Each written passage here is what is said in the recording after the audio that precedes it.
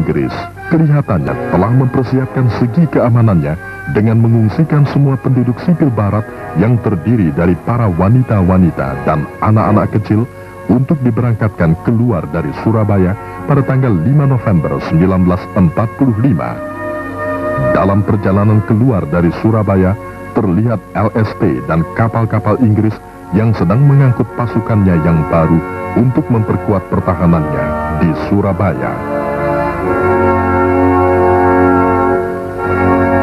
Di samping itu, arek-arek Surabaya yang terdiri dari pemuda pejuang juga tidak ketinggalan, yaitu mempersiapkan pasukan dengan mengadakan latihan bersama untuk mengantisipasi kedatangan pasukan Inggris di Surabaya. Hanya kita terlalu remeh dan Republik terlalu muda untuk mendapatkan data-data intelijen tentang bala bantuan Inggris yang begitu besar dan dahsyat.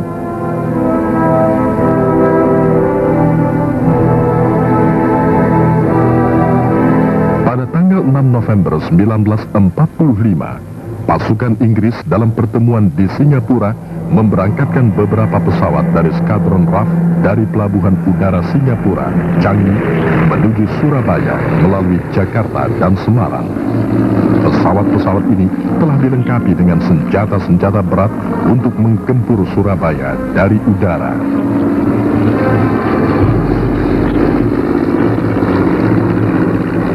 Di Pelabuhan Tanjung Perak, Surabaya, terlihat pula alat-alat berat seperti tank-tank diturunkan untuk memperkuat armada perang daratnya.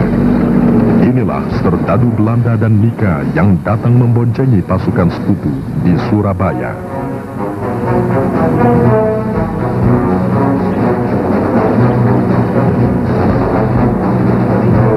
Ini adalah pemeriksaan barisan tahap akhir oleh Panzer yang didampingi oleh Hawthorne pada tanggal 7 November 1945 terhadap satu divisi pasukan Inggris yang sudah berada di Surabaya, dan sekaligus memberikan lampu merah bahwa penyerangan terhadap kota Surabaya akan dilaksanakan dalam satu kekuatan penuh yang benar-benar sudah terhimpun di tanah Surabaya.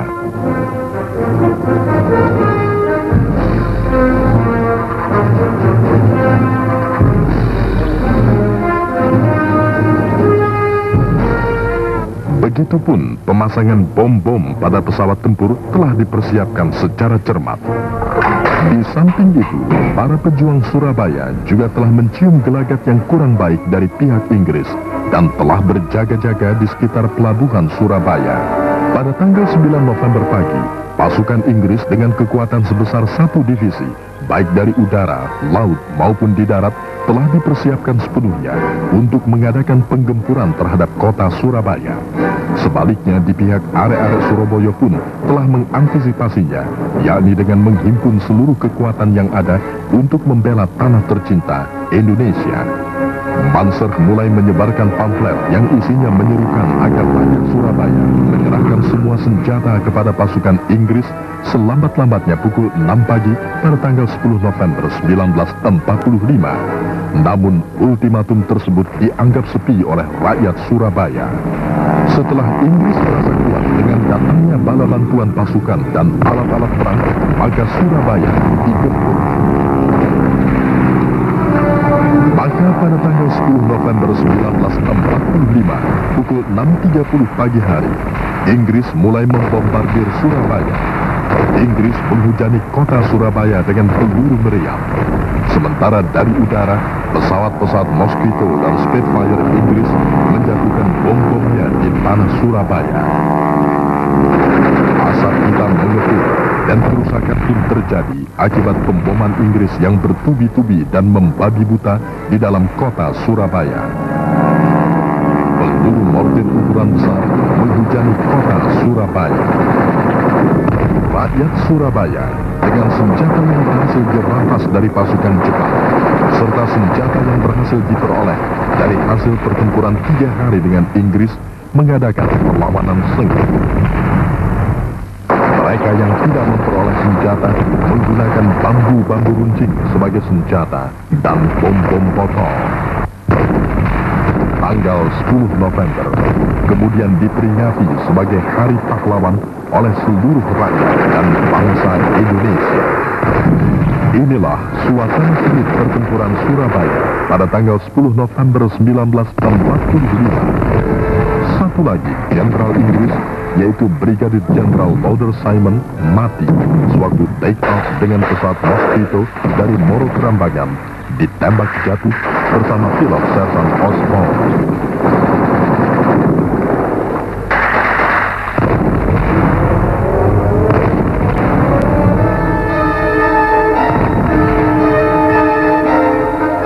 Kendaraan Makis Baja Inggris menjelajahi jalan-jalan memasuki daerah benteng dengan menembaki semua sasaran di segala penjuru, tetapi tertahan di dekat viaduk.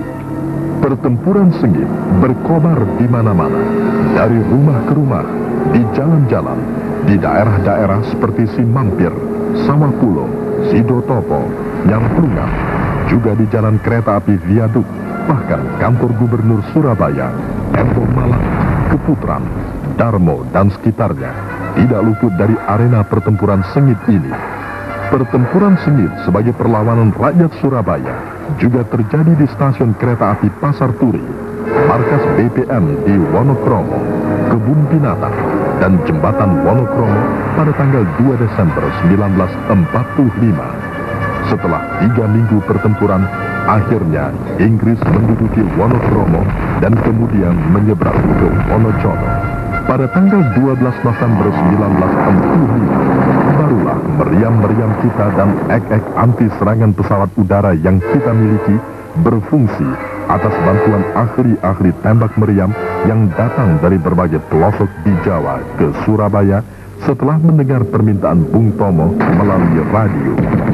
Pertempuran-pertempuran di kantong-kantong pertahanan dalam kota Surabaya antara arek-arek Surabaya melawan pasukan Inggris.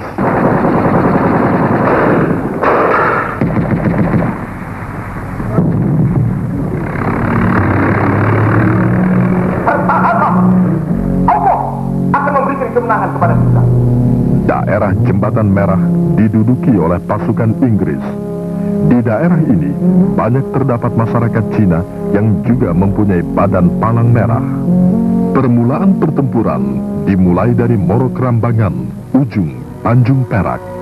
5 batalion dikerahkan untuk menggempur kita ke arah viaduk. Setelah viaduk jatuh ke tangan Inggris, maka pasukan mereka terpecah menjadi 3 bagian tank dan infanteri. Satu ke arah Tambak Sari, Gubeng, Ngagel, ke Wonokromo.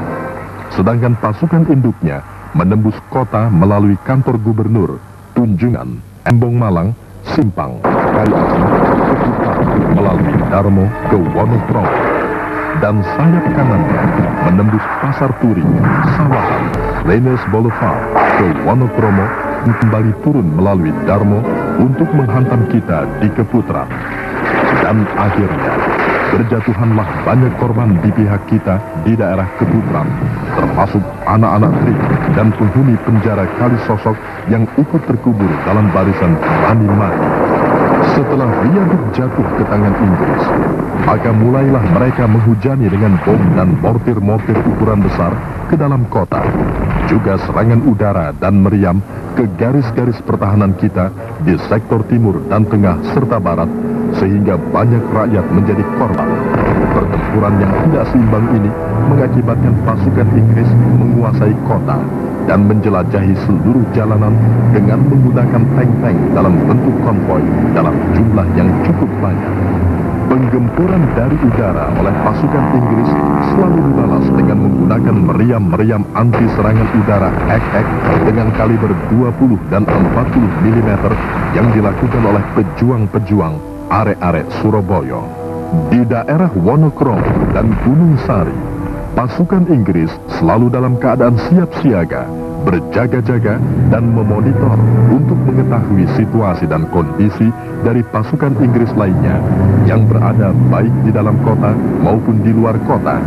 Pasukan kita terdiri dari regu-regu TKR dan TRIP selalu menghalau barisan konvoi dari berpuluh-puluh truk Inggris yang bergerak maju menuju keluar kota untuk melebarkan sayapnya sampai di sepanjang dan di lain front dan menduduki Wonosobo.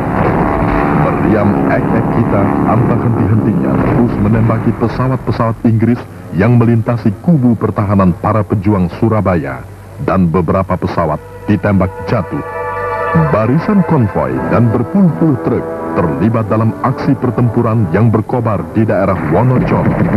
TKR dan para pejuang yang memperoleh beberapa pucuk meriam berat terus mencoba menahan majunya pasukan Inggris.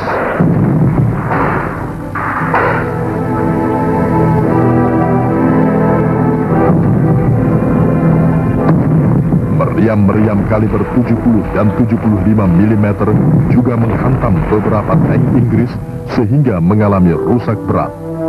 Juga terjadi duel meriam TKR dan artileri Inggris.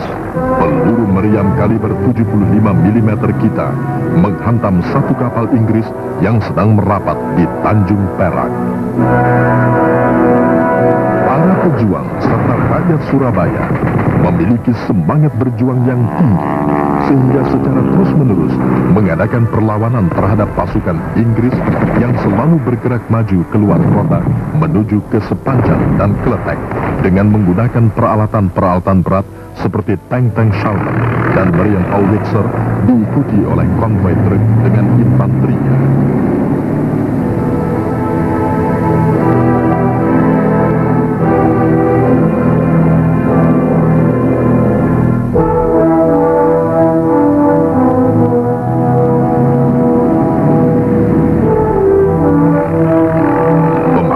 Lanjau bom pesawat oleh para pejuang dapat menghancurkan beberapa jembatan utama, antara lain antara Sepanjang serta Krian, dan menghambat arus mobil tank dan truk-truk yang membawa pasukan Inggris keluar kota.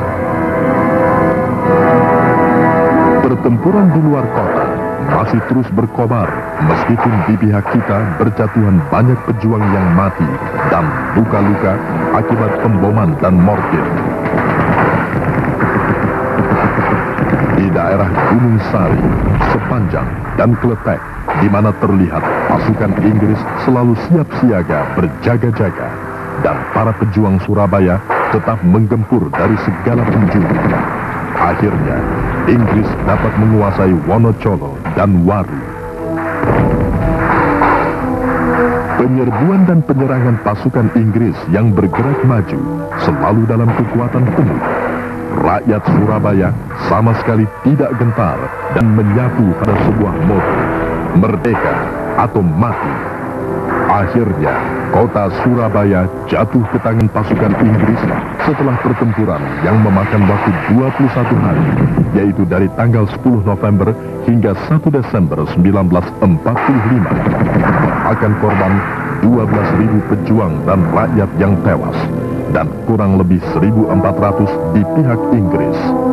Perlu disebut di sini bahwa banyak korban dari kedua belah pihak berjatuhan di pertempuran sengit yang terjadi di Embong Sawo, Lampitan, Genteng Kali, dan Keputran.